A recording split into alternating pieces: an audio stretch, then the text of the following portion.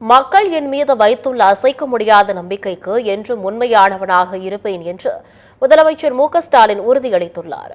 ஈரோடு மாவட்டம் சோலார் பகுதியில் 951 கோடி ரூபாய் செலவில் முடிக்கப்பட்ட 559 திட்டப்பணிகளை முதலமைச்சர் மு.க.ஸ்டாலின் திறந்து வைத்தார்.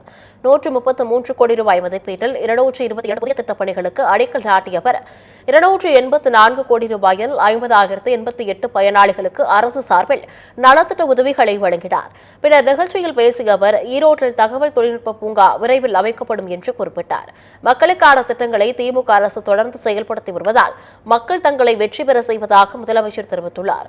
திமுக அரசின் மீது குறைக்காக முடியாததால் எதிர்க்கட்சித் தலைவர் எடப்பாடி பழனிசாமி வீண்பழி சுமத்துவதாக குறிப்பிட்ட முதலமைச்சர் ஸ்டாலின் மக்கள் தன் மீது வைத்துள்ள அசைக்க முடியாத நம்பிக்கையை காப்பாற்றுவேன் என உறுதிபட கூறியுள்ளார்.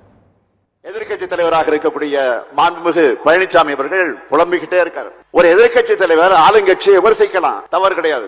நியாயமான புகார்களாக இருந்தா சொல்லலாம்.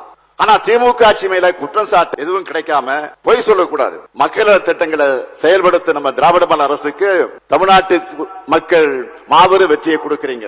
அதிலும் குறிப்பா கடந்த நாடாளுமன்ற தேர்தலில் இந்த மேற்கு மண்டலத்துல மக்கள் கொடுத்த வெற்றி என்பது மகத்தான வெற்றி.